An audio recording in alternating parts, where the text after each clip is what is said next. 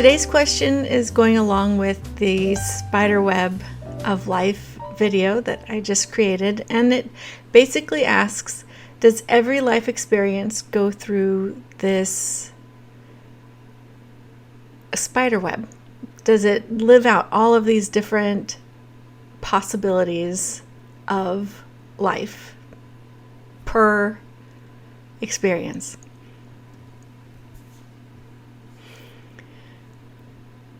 So when we look at using the spiderweb analogy, and in the center of that spiderweb is our particle. So there's one specific egg and one specific sperm that came together and created a particle. Even if they're identical twin particles, they're two separate particles. So each one of those identical twins would have their own spiderweb. We're going to look at a non-identical twin. We'll use me as an example. So when the sperm hit the egg and it created a single particle, a very unique particle, an unreplicatable particle, it created this one right here. So Marin Muter. And for you, it created you. Now, this particle of Marin Muter is going to play out every possibility that it could possibly play out. And in the end, it creates a whole, total, and complete life. There's no leftover karma that you're going to need to carry over into another life. You are not going to be reincarnated due to lessons you didn't learn here. And the other thing is when we look at our overarching consciousness, the consciousness that is using this particle as a viewpoint to this life experience, it's not taking up the entire consciousness. So that consciousness is vast and huge and filled with eternal information. And if we look at quickly this life experience, this Marin life experience, once it's complete, once it's all done, and it has done everything that it needs to do, and it's not like it needs to do it, but it has observed every possibility that this life could have, it creates a note, and we'll say it's like a music note. And so this music note is one music note in our consciousness, and we're going to pretend our consciousness is a symphony, and a very long symphony.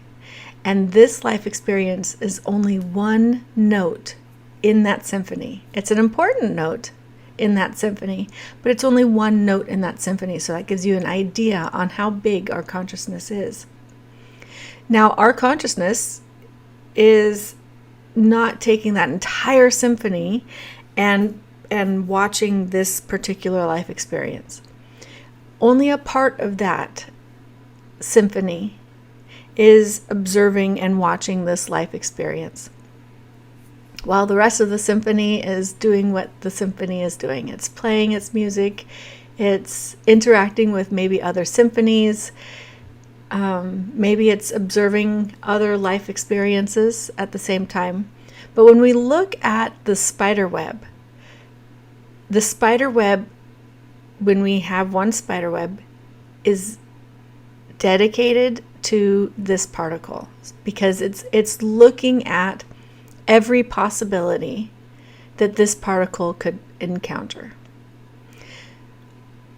And once this life is done and it turns into this music note and it goes up into our overarching symphony, there might be another life experience, but they're two totally separate life experiences.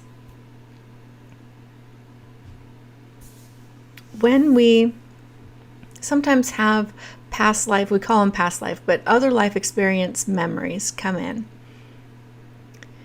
it's because of the filtration system that is our brain. And our brain is literally the veil. So when people talk about breaching the veil, or trying to tap into the other side of the veil, we are tapped into the other side of the veil all the time. It is only our brain that is creating this filtration system, that's creating this veil. And sometimes during this filtration process, memories from other life experiences come through that filtration process because our brain is saying, oh, hey, that's familiar. Oh, yeah, that could be relevant. And once it realizes it's not relevant to this life experience, then typically those memories are forgotten, or they're just kind of not needed. So no attention is going back onto them because they're really not doing anything to help with the survival of this life experience here.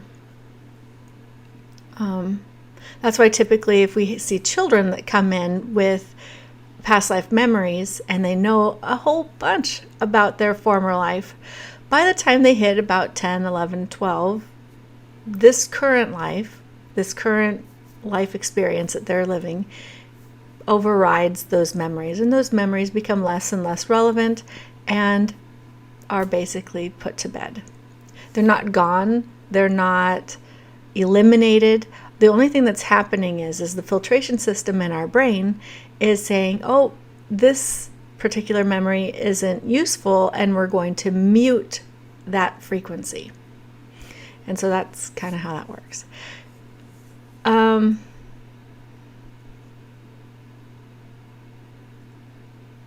But every life experience that is going to be happening, every life experience that our overarching symphony is going to be observing, is going to be whole, total, and complete. So there's going to be good trajectories or better trajectories and not so good trajectories. And it's all an observation point. So keep in mind that that particle that we become is in the middle of this spider web, and it has a whole bunch of different vantage points, different eyes, looking down every single one of those trajectories simultaneously at the exact same time. And they're all from the vantage and viewpoint of this particle. So that means Marin is, using that example, in the center of the spider web, and Marin has a whole bunch of different vantage points. And Marin is observing each one of these possibilities at the exact same time. And we don't have the ability to look at all of them without blinders on. So every trajectory has its blinders on, because it would be kind of like this. If I was in the grocery store and if I didn't have blinders on and there was an event, so let's say that there's a whole ketchup display and I ran into the ketchup display and we'll say it branched. So one of the trajectories branched off where I just ran into the ketchup display, but nothing happened. Maybe I was like, oh, phew, that didn't make all the ketchup fall down. But on another trajectory at that branch point, it made the entire ketchup tower crash. Now, if I were to be observing both of those without blinders on, then I would be pretty confused because they're sending me down to two different paths, two different results. And that would be really confusing to see myself split and have two different things, and it would kind of cause chaos. It's very hard to describe now, so I would imagine if it actually really happened, it would be even more chaotic. So the blinders are important. The blinders allow us to focus and experience and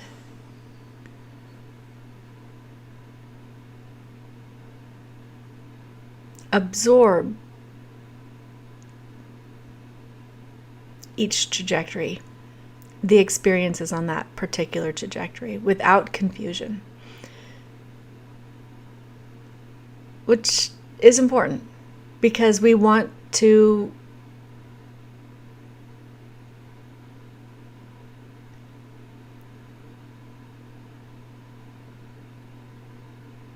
be immersed in these experiences, in these trajectories, because in the end, when they come together, let's say that there were, on one trajectory we were bullied. And because we are immersed in that, we understand what it feels like to be bullied and the ramifications of what it is like to be bullied. And on another trajectory, we are going to be the bully. And we are going to be immersed in that scenario where we are the bully. Still Marin. Marin got bullied and Marin was the bully. Two different trajectories. And we get to see behind the scenes on what's happening on both of those things. And in the end, when our life experience comes together as a whole, total, complete music note, those two experiences I just spoke about balance each other out. And we get a depth of comprehension and we get a depth of compassion that is unlike anything that we can get on if we only lived on one trajectory. By having this whole, total, complete life and having it balance, the depth of compassion and the depth of understanding is so great that it far surpasses any word that we have here on earth. Like, there are no words to describe it. It's beyond love, beyond compassion. And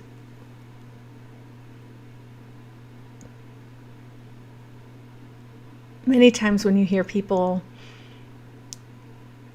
that have had an out-of-body experience or a near-death experience, they come back and they're filled with emotion and they can't describe what they felt. And it's more than love. And it's more than going home. And that is what these music notes, this life experience, is actually creating. By being whole, total, and complete, it's creating that sense that we can't even describe here on earth, that is absolutely stunning.